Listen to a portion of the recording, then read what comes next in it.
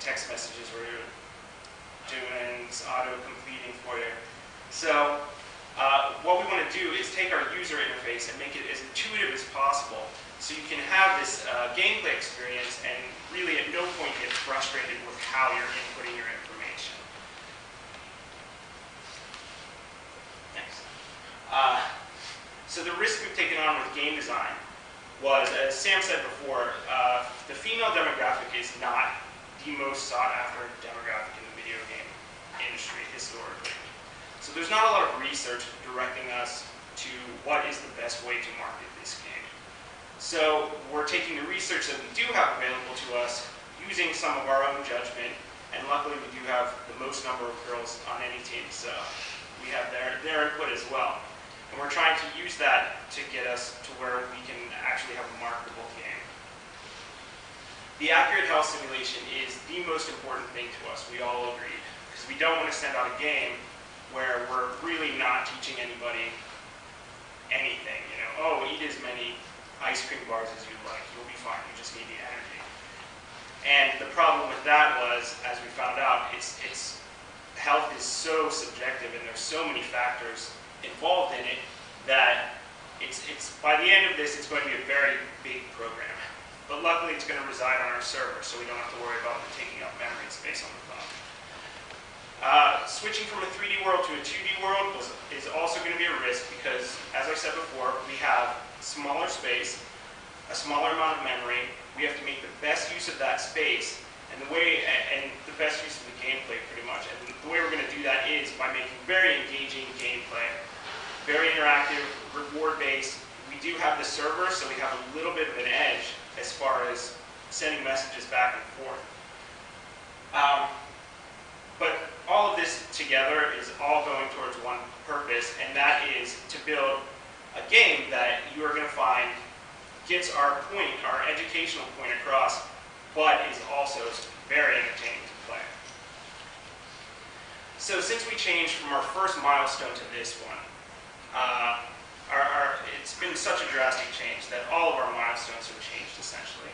So what we wanted to have for this milestone is we wanted to have the alpha version of our health simulation. We wanted to have the storyboards for our game completely sketched. We wanted to have our first level designed, a 2D navigable environment, and a graphical user interface. And also a lot of our time has been spent developing our website.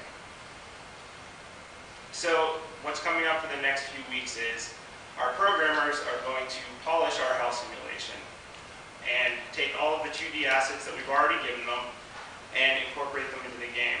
On the art side, the artists are going to be making even more assets and saying, hey, you guys, get it into the game.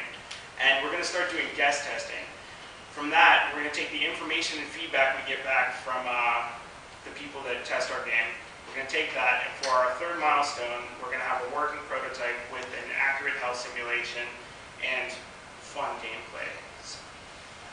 And I'd like to ask my team up here to answer any questions.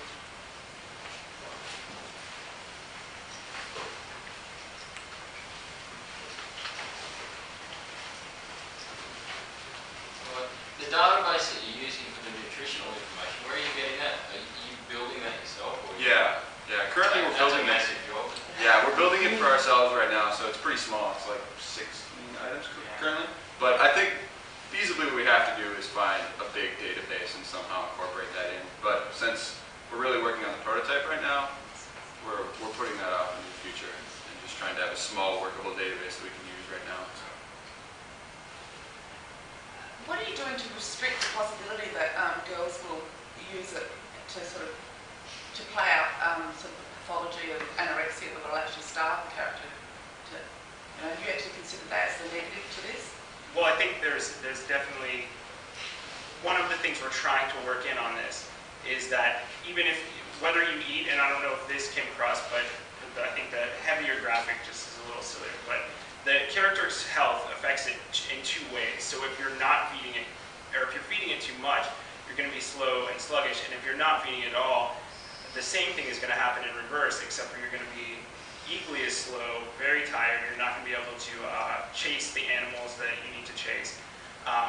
So you're not going to really get the rewards. And ideally, I think there's a risk that somebody may try to take something out on their character, possibly. But hopefully, like, the lesson is